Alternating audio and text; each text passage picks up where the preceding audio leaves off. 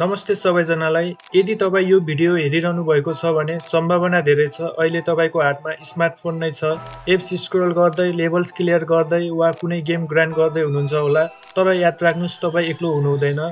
आजको नेपालमा गेमिङ अब हबी मात्र होइन, यो लाइफस्टाइल बनेको छ, कल्चर बनेको छ र युथहरूको प्यासन बनेको छ। तर क्वेसन के हो भने, हजारौं मोबाइल गेम्स मध्ये कुन गेमले नेपालमा रियल डोमिनेसन गरिरहेको छ त, र कुन गेमले गेमर्सलाई रातभर जगाइराखेको छ। आज हामी कुरा गर्नेछौँ नेपालका सबैभन्दा धेरै खेलिने टप 10 गेम्सको बारेमा।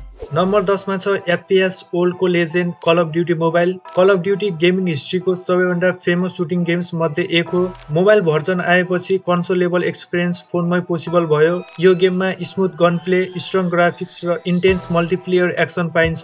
रियल प्लेयरसँग fight, famous weapon, ranked matches र ब्याटल रोयल सबै एभाइलेबल छन्। नेपालमा यो गेम खास गरी हार्डकोर गेमर्सले खेल्छन्, जसलाई स्किल, फास्ट रिफ्लेक्स र स्ट्र्याटेजी मनपर्छ। तर समस्या के छ भने, यो गेम राम्ररी चलाउन हाई एन्ड मोबाइल चाहिन्छ। सबैसँग यस्तो डिभाइस नहुने भएकाले यसको रिच अरू गेम्स जति ठुलो छैन। त्यसैले पपुल्यारिटी भए पनि कल अफ ड्युटी मोबाइल यो लिस्टमा नम्बर 10 मा पर्छ।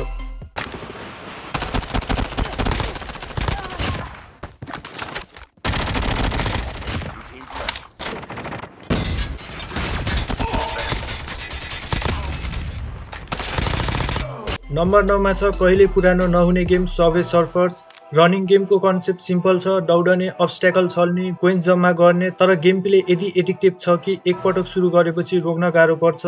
नेपालमा Subway Surfers perfect on the go game हो। बसमा, ब्रेक टाइममा, वेटिङ रुममा, जहाँसुकै पनि खेल्न मिल्छ। 5 मिनट भए पनि मजाले खेल्न सकिन्छ। लो प्रेसर तर हाई फन भएकाले सबै उमेरका मानिस खेल्छन्।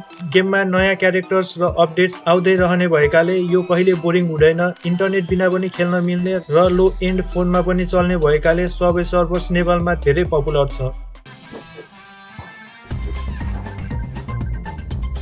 नम्बर 8 मा छ अझै पनि जुडो लेजेन्ड क्ल्यास अफ क्ल्यान्स। 2012 मा लन्च भएको यो गेम 2026 सम्म पनि पपुलर हुनु धेरै ठुलो कुरा हो। क्ल्यास अफ क्ल्यान्स स्ट्र्याटेजी गेम हो। भिलेज बिल्ड गर्ने, ट्रुप्स ट्रेन गर्ने, आर्मी बेस अट्याक गर्ने र क्ल्यान वारमा फाइट गर्ने। सबै कुरा प्यासेन्स र प्लानिङमा डिपेन्ड गर्छ। नेपालमा यो गेम स्ट्र्याटेजिक सोच भएका प्लेयर्सले धेरै मन पराउँछन्। क्ल्यान सिस्टमले गर्दा फ्रेन्डसँग टिम बनाएर खेल्न सकिन्छ। क्ल्यानमेट्स भनेको फ्यामिली जस्तै हुन्छन्। बेस्ट क्ल्यानमा हुनु प्रेस्टिज मानिन्छ। सुपरसेलले रेगुलर अपडेट दिइरहने भएकाले यो गेम आज पनि फ्रेस नै छ।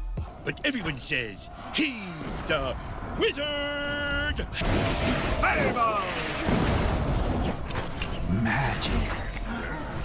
नम्बर 7 मा छ क्याजुअल गेमिङको क्विन क्यान्डी क्रस सागा। म्यासिभ पजल गेम भए पनि यसको एडिक्सन लेभल धेरै हाई छ। कलर्स मिलाएर क्यान्डिज एक्सप्लोर गर्दा स्याटिस्फ्याक्सन अलगै हुन्छ। नेपालमा क्यान्डी क्रस सबै उमेरका मानिसले खेल्छन्। किड्सलाई कलर मनपर्छ, एडल्ट्सलाई स्ट्रेस रिलिफ मिल्छ र इल्डर्सलाई पनि टाइम पासको राम्रो अप्सन हो। गेम खेल्न कुनै स्पेसल स्किल चाहिँदैन, आफ्नो पेसमा खेल्न सकिन्छ। फ्रेन्डसँग स्कोर कम्पेयर गर्ने, लाइभ सेन्ड गर्ने सिस्टमले गर्दा प्लेयर्स डेली फर्केर आउँछन्। यही कारण क्यान्डी क्रस आज पनि नेपालमा धेरै डाउनलोडेड गेम हो। नम्बर 6 मा छ नोस्टेल्जियाले भरिएको गेम लुडो किङ। बाल्यकालदेखि खेलेको लुडो अब मोबाइलमा पनि खेल्न मिल्छ। लुडो किङ नेपालमा म्यासिभ छ किनभने यो सबैको लागि एक्सेसिबल छ। हजुरआमादेखि सानो बच्चाहरूसम्म सबै खेल्न सक्छन्। अनलाइन मल्टिप्लेयरले गर्दा टाढा रहेको साथी र परिवारसँग पनि खेल्न मिल्छ। कोभिड लकडाउनको समयमा लुडो किङले मानिसहरूलाई जोड्न ठुलो काम गर्यो। आज पनि यो सोशल, रिल्याक्सिङ र फ्री गेमको रूपमा नेपालमा धेरै लोकप्रिय छ। नम्बर 5 मा छ फुटबल्स लभरको फेभरेट ई फुटबल 2026। नेपालमा फुटबल फ्यान्स धेरै भएकाले यो गेम नेचुरल्ली पपुलर छ। रियल प्लेयर्स, रियल टिम्स र रियलिस्टिक गेम प्लेले गर्दा ई फुटबलले इमर्सिभ एक्सपिरियन्स दिन्छ। टिम बनाउने, ट्याक्टिक्स सेट गर्ने र अनलाइन म्याचेस खेल्ने एक्साइटमेन्ट अलगै हुन्छ। Free to play, friendly system भएकोले नेपाल जस्तो कन्ट्रीका लागि यो गेम पर्फेक्ट छ। साइबर क्याफे र घर घरमा फुटबल फ्यान्स ई फुटबल खेलिरहेको देखिन्छन्। Ah, God, Robson, you are not good. Robson is not good. Robson looks so lost. Press, he doesn't press. What do you want from me, Robson? Number 4 मा छ game होइन पुरै universe रोब्लक्स। रोब्लक्स एउटा game होइन, हजारौं गेमको प्लेटफर्म हो। नेपालमा खास गरी किड्स र टिन्स बीच रोब्लक्स धेरै पपुलर हुँदैछ। गेम खेल्न मात्र होइन, गेम क्रिएट गर्न पनि सकिन्छ। रोब्लक्स स्टुडियो प्रयोग गरेर नेपाली क्रिएटर्सले गेम बनाएर इन्कम समेत कमाइरहेका छन्। रोब्लक्स क्रिएटिभिटी, कोडिङ र गेम डिजाइन सिक्ने प्लेटफर्म पनि हो। इन्टरटेनमेन्ट र एजुकेसन दुवै भएकोले यसको फ्युचर नेपालमा धेरै स्ट्रङ देखिन्छ। नम्बर 3 मा छ competitive MOBA king mobile legends 5v5 team battles heroes roles र स्ट्र्याटेजीको गेम यो गेम स्किल र टिमवर्कमा आधारित छ नेपालमा मोबाइल लेजेन्ड्सको ई स्पोर्ट्स सिन निकै स्ट्रङ छ टुर्नामेन्ट्स प्राइज पुल्स र स्ट्रिमिङ कल्चर बढ्दैछन् टिनेजर्सदेखि प्रो प्लेयर्ससम्म सबै यसमा इन्भेस्ट छन् रेगुलर अपडेट्स र न्यू हिरोजले गर्दा गेम सधैँ फ्रेस रहन्छ मोबाइल लेजेन्ड्स नेपालमा कम्पिटिटिभ गेमिङको सिम्बल बनिसकेको छ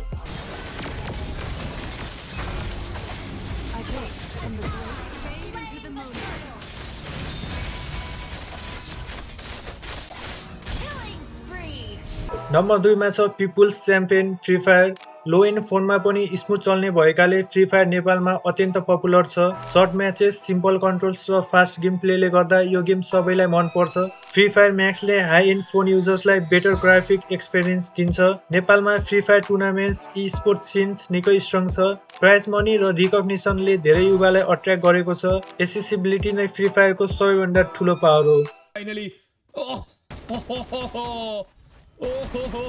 लीजिए नॉक किया जाएगा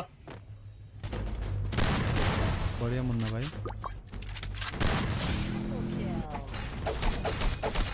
बढ़िया मुन्ना भाई र नम्बर 1 मा छ सबैभन्दा पपुलर गेम पब्जी मोबाइल नेपालमा मोबाइल गेमिङको डेफिनेसन नै बदल्ने गेम यही हो 100 प्लेयर्स आइल्यान्डमा ड्रप हुन्छन् सर्भाइभ गर्ने अन्तिम प्लेयर विनर बन्छ एभ्री म्याच इन्टेन्स हुन्छ चिकन डिनरको एक्साइटमेन्ट स्क्वाड कोअर्डिनेसन र स्ट्र्याटेजीले पब्जी मोबाइललाई स्पेशल बनाएको छ नेपालमा पब्जी मोबाइलले ई स्पोर्ट्स कल्चर जन्मायो प्रोफेसनल टिम्स स्ट्रिमर्स र नेसनल टुर्नामेन्ट सुरु भए cyber cafe squads discord calls PUBG mobile youth कल्चरको पार्ट बन्यो स्किल सियलिङ हाई भएकोले गुड प्लेयर्स बन्न टाइम लाग्छ प्रो बन्न लाइफ स्टाइल चाहिन्छ यही डेडिकेसन र प्यासनका कारण पब्जी मोबाइल 2026 मा पनि नेपालमा नम्बर 1 गेम बनेको छ